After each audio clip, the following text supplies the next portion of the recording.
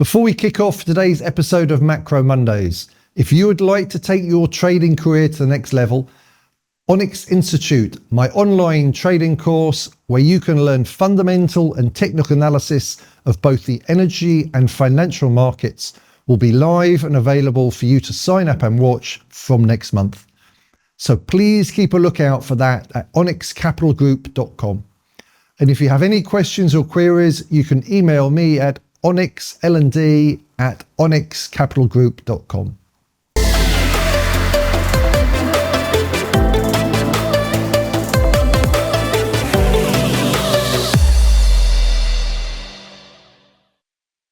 Hello and welcome to another episode of Macro Mondays. My name's James Brodie. I'm Head of Learning and Development here at Onyx Capital Group.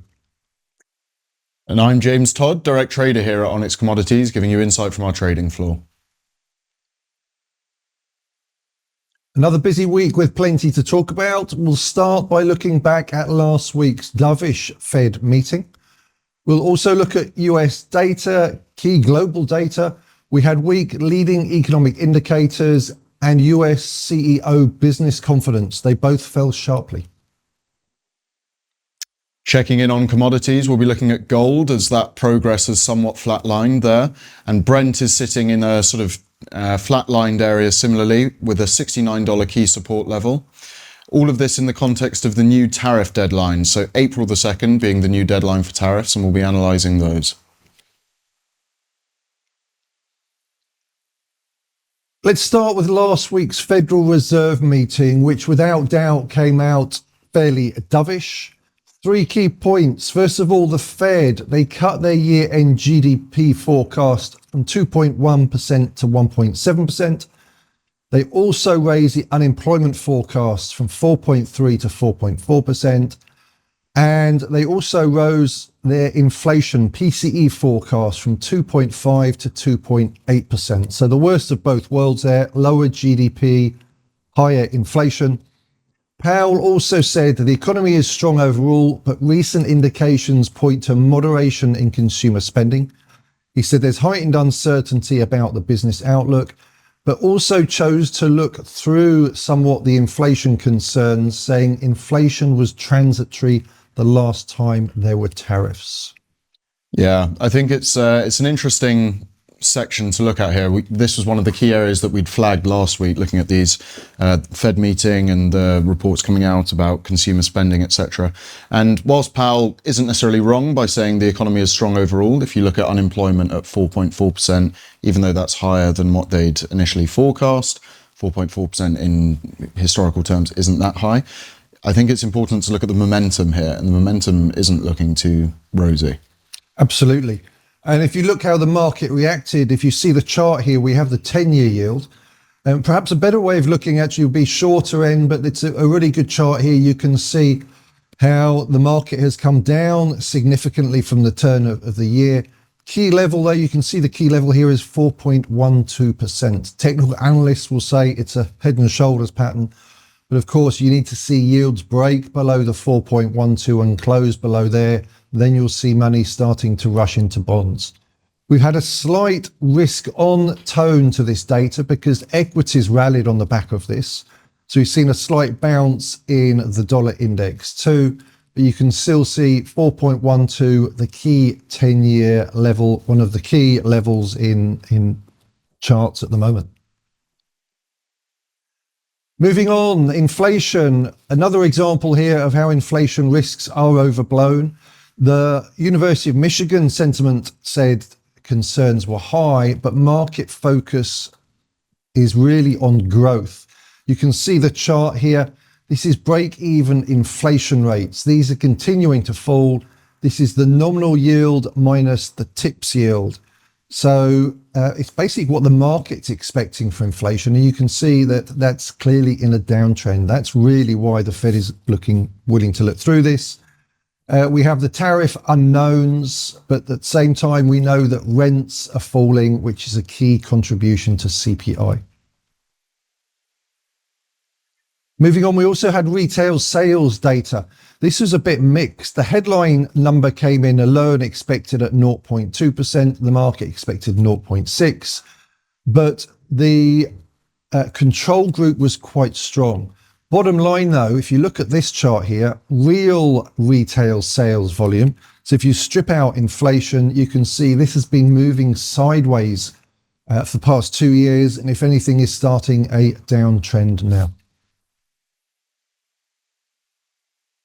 We also had leading economic indicators come out last week. This isn't seen as key economic data, but it does tell us a lot. It's basically looking at leading indicators. It fell sharply. It's not been this weak, or it's been weak actually since December 2021. What it does, it takes in key economic variables, interest rate spreads, money supply, average weekly hours worked in manufacturing new orders. Also takes in stock prices, building permits, and consumer expectations. Again, a bit of an anomaly because the economy hasn't been that weak. So there is a focus here towards manufacturing, but again, it is pointing downwards. Yeah, I think this summarizes things quite nicely. And in the context of inflation expectations in the short run, at least being high, despite retail sales being soft, you know, we're looking dead in the eye a really weak short-term US economy, I think, and that's what everyone's looking at now. In terms of the long run forecast, there is, you know, a good amount that the Fed could potentially do, and if they were, you know, to be dovish and were to cut rates, etc., then maybe this can be mitigated somewhat into the long run. But yeah, for the next, you know, 2 years or so, I think this is what this data is all pointing towards, and there's reasonable cause for concern. And huge amount of uncertainty with the tariffs coming in April the 2nd next week. Warren Buffett has also boosted his stake in big Japanese trading houses, more rotation out of US stocks. He's increased his interest to 10% in Mitsubishi, Marubeni, Mitsui, Itochu, and Sumitomo. The chart here, you can see this is the dollar-yen chart. You can see how we have a nice trend line across resistance line, which we've got to today. Also, if you look at the previous swing low in, I think that's December of last year, that came in at 149.50. That's exactly where this recent 1 or 2 week rally has stalled. So there's a lot of resistance here. We've had some short-term risk on, basically due to the dovish Fed, equities going higher. But we'll see if dollar yen can keep pushing higher. Again, it's highly correlated with interest rates. We'll look at that chart again in a second. But lots of resistance at these levels. Yeah, it's interesting that Buffett's doing this, and obviously he's, you know, taken a relatively large cash position and been risk off in terms of US equities, so has missed some of the sort of bloodbath of the recent down move. So it'll be very interesting to see, you know, what the outcome in the next year or so of these Japanese trade houses is in particular. And in the context of the carry trade, it seems as though there's been a lot of high frequency hedge fund money being, you know, caught up in that carry trade. So I think we're seeing perhaps a tick up, but interest rates are always going to be the important thing here. It'd be interesting to see exactly if it hedges the FX position as well.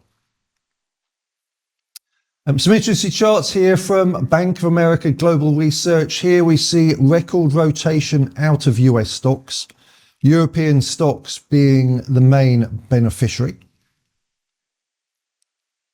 If we move on as well, interesting chart here from Goldman Sachs. CTAs are short 34 billion of US equities versus long 52 billion of European equities.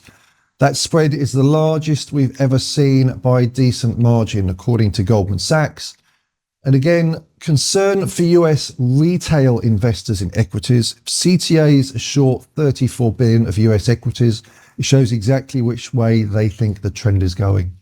Yeah, I think that chart illustrates well just how quickly this has all flipped, doesn't it? You know, in the 2024 Q4 context, we were in strong positive numbers, and now it's flipped to significantly negative. On a dime, pretty much, with Donald Trump's inauguration. Absolutely. Again, another interesting chart here. The largest pullback in fund manager sentiment in 5 years. With this risk off, of course, we're seeing the move out of equities, or US equities. European equities are the winners, but also short end bond yields and also gold. We've been watching that trade for several months. I say short end bond holders or bonds are the winners here People are reluctant to buy long-end bonds with the concerns about budget deficits, but we have seen earlier 4.12, a key level with the US 10-year. If we see more uncertainty, we'll see yields go lower. If that breaks, there'll be a lot of money flowing into bonds for sure.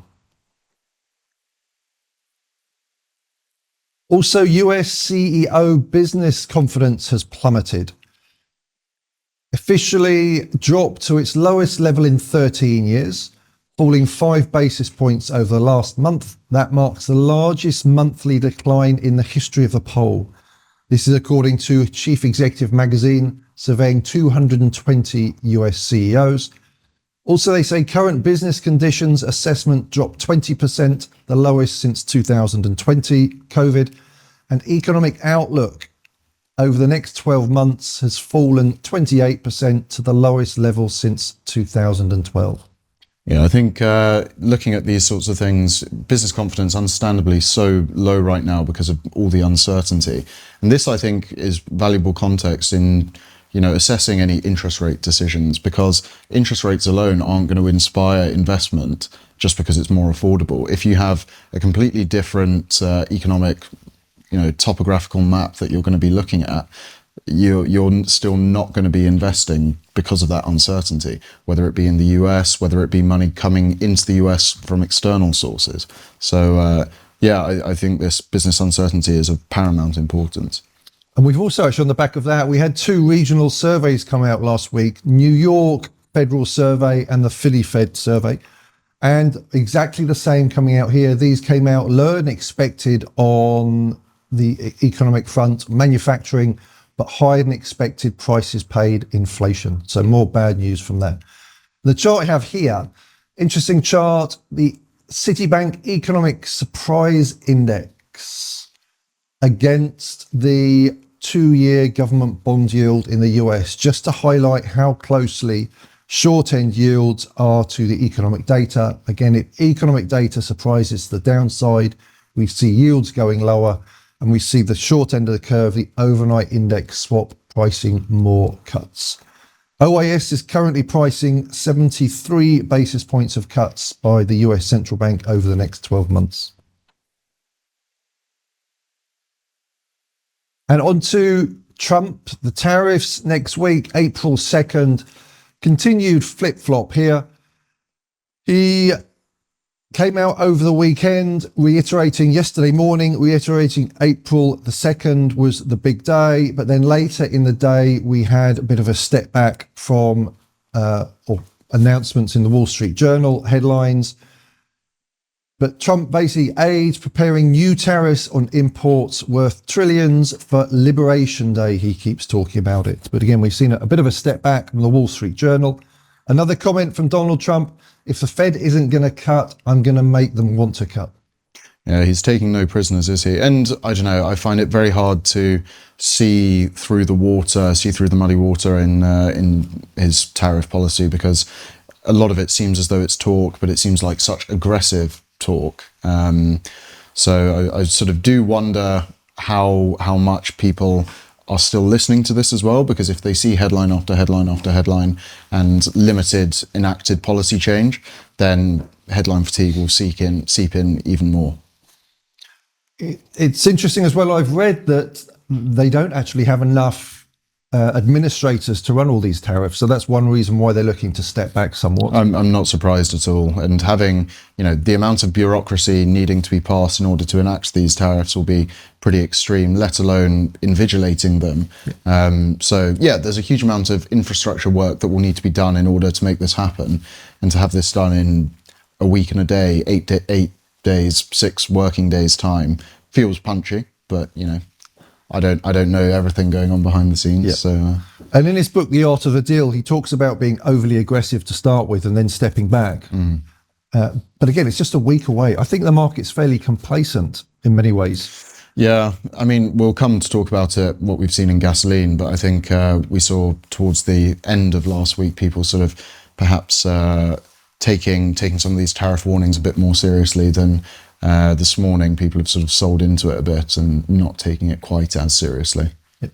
The chart we have here is the S&P 500, and you can see how that bounced right on 5,500, a round number. You can see how sharp as well the sell-off was over the last sort of month and a half. We had a bounce last week, really around the Fed, but that 5,500 becomes a key level. What typically happens, an aggressive sell-off, you get a bounce, but that the low of that first sell-off is a key level. If the market closes below there, then you get a whole lot of stops triggered. Plenty of people buying the dip, but again, we have CTAs short of this market. I would prefer to trade with the CTAs. They're following the trend, purely the price action.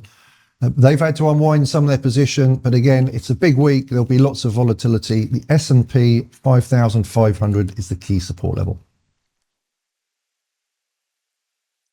To highlight the uncertainty with tariffs, it's a global problem. We now have record low Canadian business sentiment. You can see here, this goes below COVID, below the financial crisis, below the 9/11 levels. It's going to hurt Canadian dollar. Again, CEOs, it's going to hurt investment. Yeah, I mean, they've just announced as well there's going to be a snap election. So even if you were to take foreign policy as a given, which it isn't, given these tariffs, there's going to be political uncertainty on the headline, but just because of the differentials between the two parties here. So we've got 1 month until Canadian elections. And then, yeah, I would expect both candidates will be, quite punchy in terms of their pro-Canadian, anti-51st state stance, but we shall see. Yeah, the good trade that's worked out the last month here is being short Canadian dollar against the Japanese yen. Again, with the currencies, the yen is the big winner at the moment with the market pricing hikes. We have another 37 basis points of hikes priced this year. The one G10 currency with hikes priced in. Looking at a terminal rate, OAS rate of 85 basis points. The Nasdaq's had an interesting sell-off as well. It's bounced. You can see it's a perfect trend channel here. Key support 17,250. Again, aggressive sell-off, short-term bounce. The recent swing low will be a key stop loss level. Again, a close below 17,250 will get more aggressive selling. But for now, there seems to be a short-term bounce in place.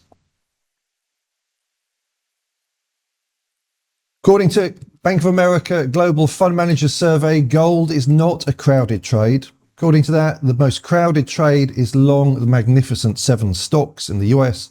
They've all taken a beating, all apart from Meta, I think, is the only one that's still up on the year.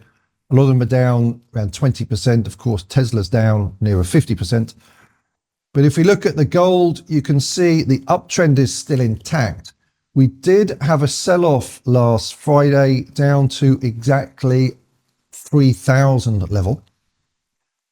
Bounced off 3,000, not 30,000. Interesting to see if that bounce holds, then seems like we'll start to set another high.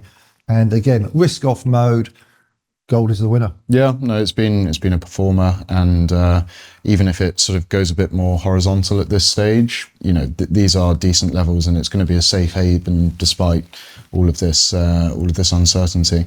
We know there's buying. Central banks are moving out of US stocks, particularly China, of course, but also we're seeing Japan buying gold with their reserves.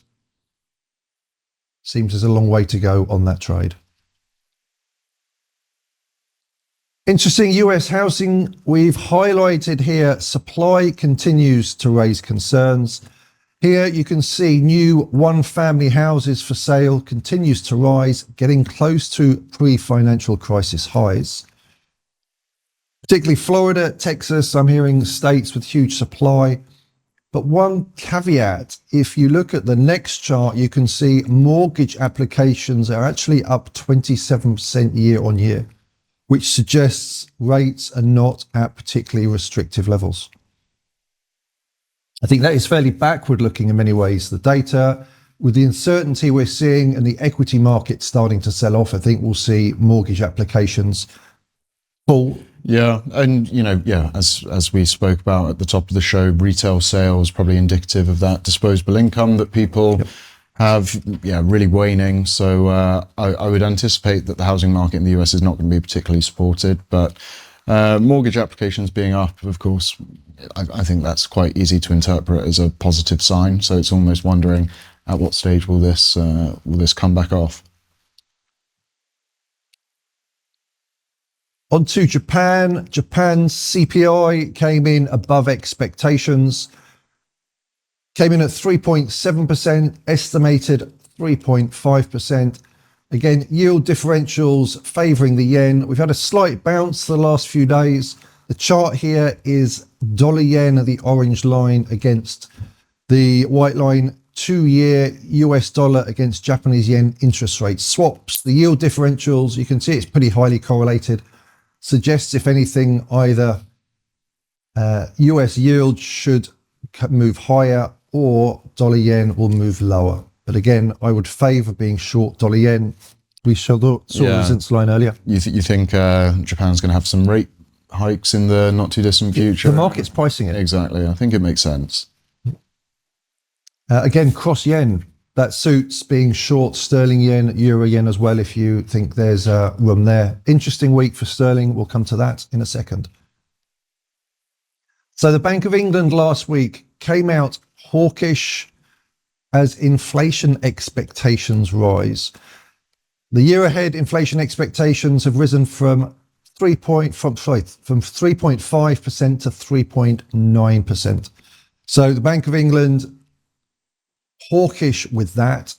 UK yields jumped, the pound jumped, but they expressed concern also around the rate of disinflation. Inflation's not going down as quickly as expected, but they did say this should be negated by deteriorating economic outlook. So tough situation again for the central bank.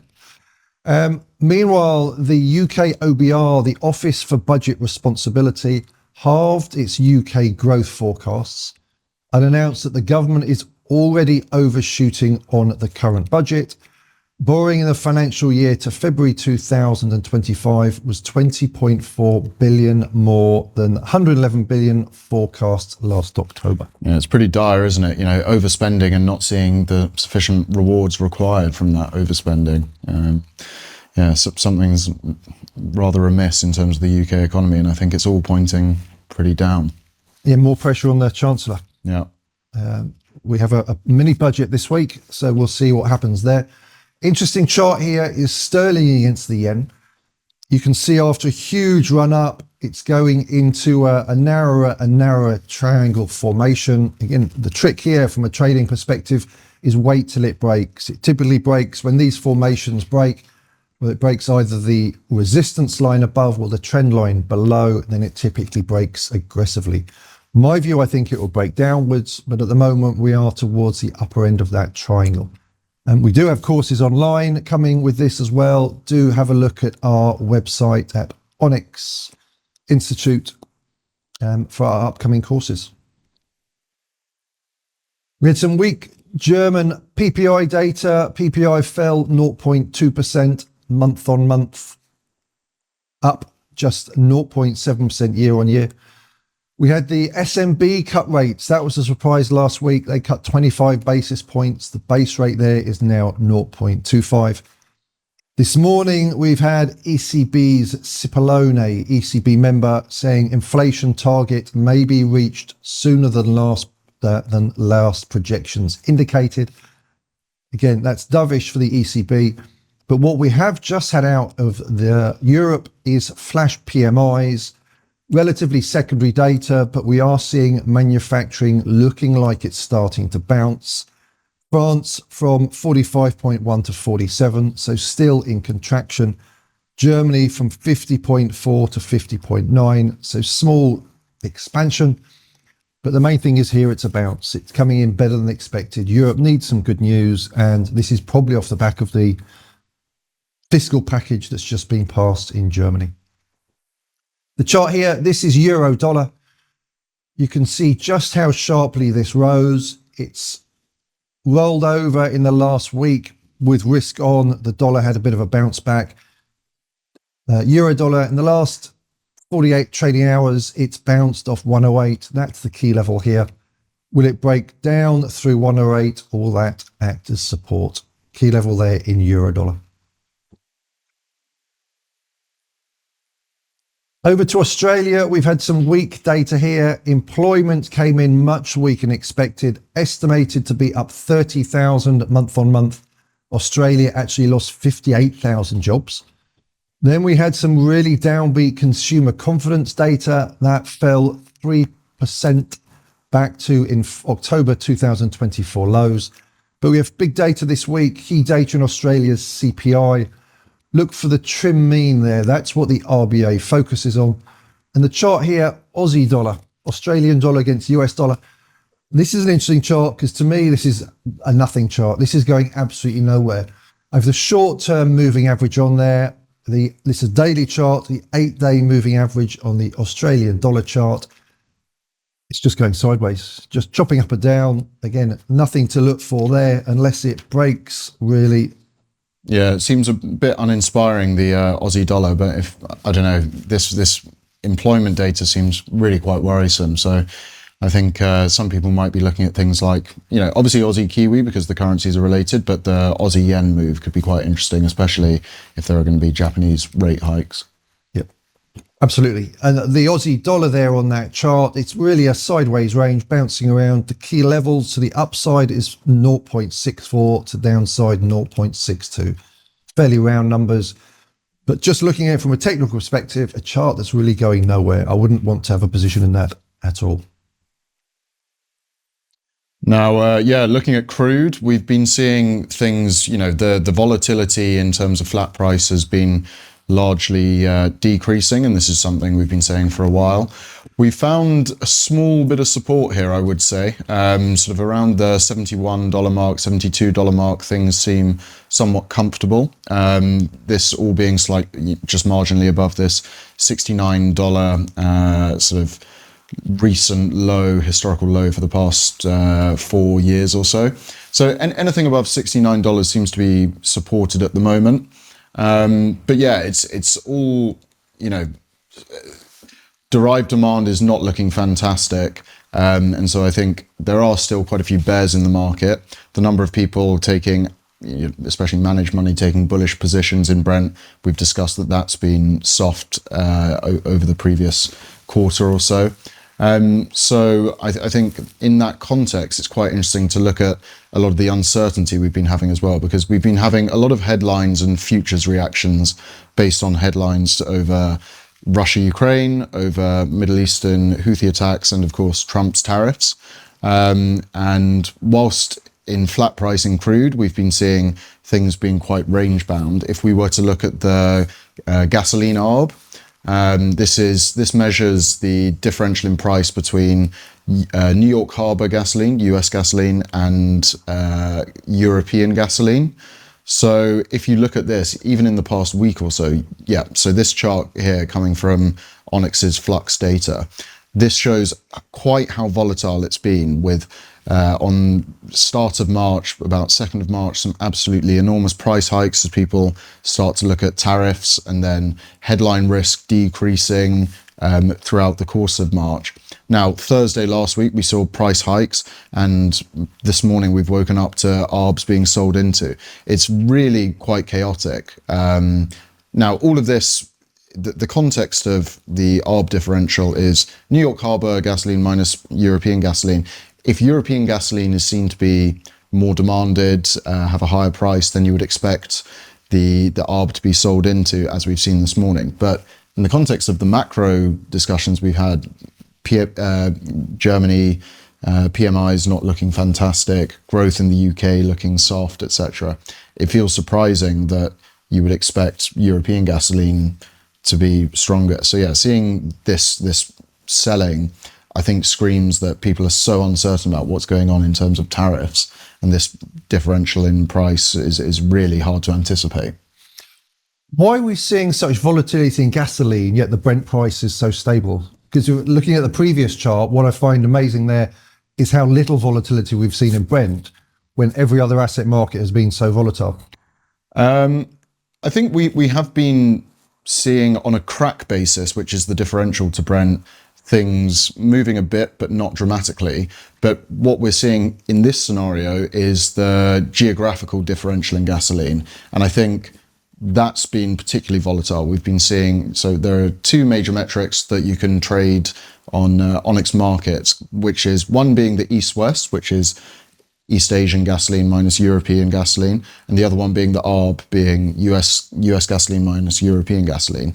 And these geographical differences are swinging about quite a lot, I think primarily due to tariff uncertainty, but also even freight route uncertainty coming out of the Middle East and Houthi attacks. So these things are quite significant, whereas overall demand and supply of Brent and crude overall is relatively constant.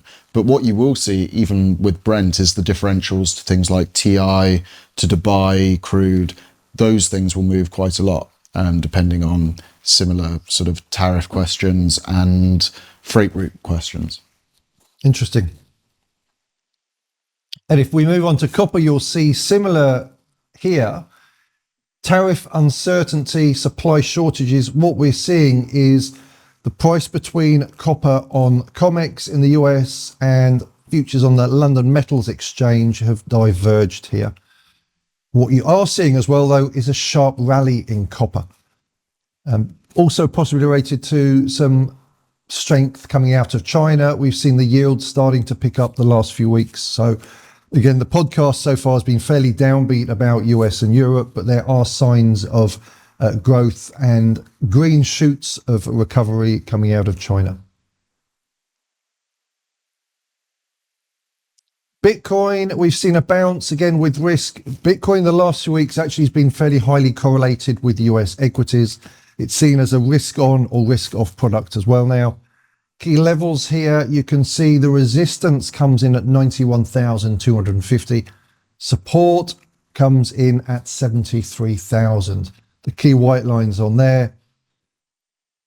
I mean, it's still significantly higher than where it was at the Trump inauguration. Maybe the frenzy sorry, not inauguration, election. Maybe the frenzy post-election has somewhat died down. But yeah, if you were to look at this in the context of the previous 24 months, it's still a highish level. The worry is the momentum, and you might find levels around here where it finds support and headlines sort of push things around. But yeah, it doesn't look as though it's as supported. Similar story to US equities, right? You know, the correlation's up.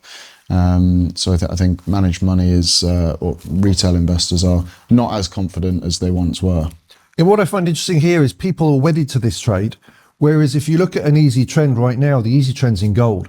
This is clearly not an uptrend. Medium-term trend now is downwards. We've seen a short-term bounce, but people are married to the whole Bitcoin trade. Yeah. But I think the wise investments, the easier trend from purely price action right now is gold. I wonder why you get that fear of missing out in Bitcoin, but not so much in gold. I think people seem so wedded, as you say, to Bitcoin and this idea of it sort of revolutionizing everything, and retail investors will go in and buy Bitcoin, but they're not buying gold in anywhere near the same quantities. Gold has been such a steady trend as well, but we saw earlier it's not a crowded trade. I think it comes down to the fact that retail traders want instant gratification, and it's the cryptocurrencies that will give them 200, 300% returns, whereas gold doesn't give you that. But gold gives you the easy, steady return at the moment. Everyone wants the quick fix. Exactly. And what typically happens, well, the market goes down, they either add to their winners or they get washed out. Yeah. And of course, adding to your winners is the worst you can do, the worst trading risk of all. Some other news coming out, emerging market concerns are rising. Turkey and Indonesia, particularly last week, equities and currencies plummeting. Turkey's main stock index plunged almost 7% amid the political drama, saw its worst week in 17 years. And on Sunday, Turkish regulators imposed a ban on short selling and relaxing buyback rules. In Indonesia, stock exchange had a circuit breaker last week. So when the market trades down 5%, the market shuts to stop algorithms going into automatic selling mode. It still traded later that day when the market reopened as much as down 7.1%. It had biggest intraday slump since 2011. Economic sentiment we can see in South Korea is also slowing, and India's stock market has shed a huge $1.2 trillion in value since September. Yeah, I think the situation in Turkey, the political instability there with the Istanbul mayor being arrested, over 1,100 arrests made as well at the protest. This is, building upon what's been a pretty dire sort of half decade for the Turkish economy. The lira has been in a very bad way for a while now. So I think it's no surprise that things are just looking, down and down, and stock indices in Turkey are plummeting. People aren't going to be confident in investing their money in Turkish assets. Absolutely. Why would you want to invest in Turkey? I saw headlines this morning that Israel is looking at Turkish growing interests in Syria as well. So there's another negative dimension coming in. Absolutely. On to central bank pricing over the next 12 months. We mentioned already Fed, the market's pricing 3 cuts by the Fed, 2 cuts by the ECB and the Bank of England, also the 𝗲𝗏𝗏, 3 for the RBA. Again, a big week this week with UK CPI as well as Australian inflation data. 32 basis points of hikes expected by the BOJ. Couple of equity charts. We brought in Tesla last week. Concerns continue. You can see from the chart here, Tesla's bounced the last few days with this risk on sentiment, but it's broken below the 200-day moving average. That's a key support level US investors look at. It's also broken below the recent, what was a key resistance level, $271. It's below there, looking pretty weak. And what, of course, you've got now in the US is lots of Teslas going up in smoke. It's not global warming. People are attacking them. It's not a good look. No, absolutely not. The political proximity to a divisive regime is definitely something that Tesla will have to consider. And despite all the positive advertising that they seem to be getting from the current Trump regime, it's a divisive product and not ultimately that competitive. And as you say, Howard Lutnick, the Commerce Secretary, said he urged the public to buy Tesla shares, calling them unbelievably cheap and saying it will never be this cheap again. I've never known a US government supporting a stock like this. Yeah, I mean, it's pretty shocking, isn't it? Absolutely. And on to JP Morgan, the other equity we highlighted last week. Completely different chart here. Technically, you can see it's bounced off the 200-day moving average, and it bounced off that same sort of support resistance level that we saw before, 225.4. It's the key support level here.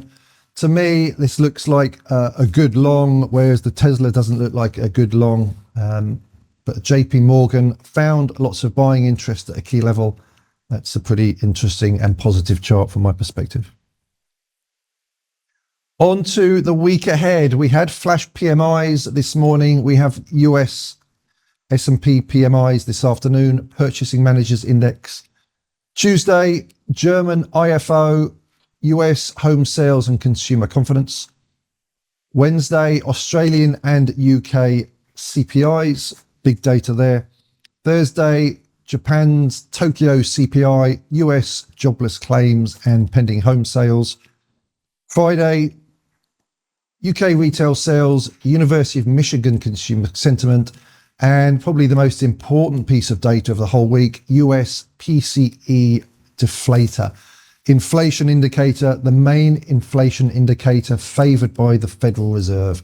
Again, if that comes in weak, then we'll see yields head lower and more cross-yen weakness. Any closing thoughts?